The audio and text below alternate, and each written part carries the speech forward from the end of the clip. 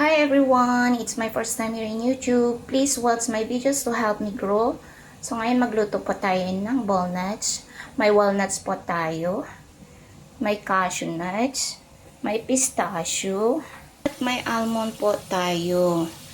Bago po i-fry ang lahat, hugasan po natin ng mainit na tubig para magiging malinis. Ito na po, tapos na po na i-fry ang lahat. Ayan na.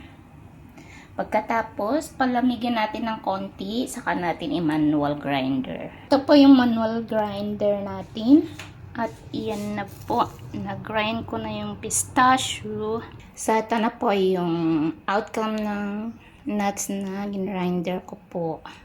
Ito po yung last step, i-grind po natin para pumino at maiano natin ng balls.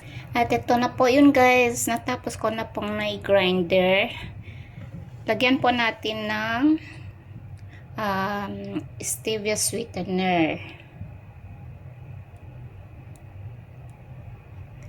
Kung wala po kayong pwede pong honey para may lasa.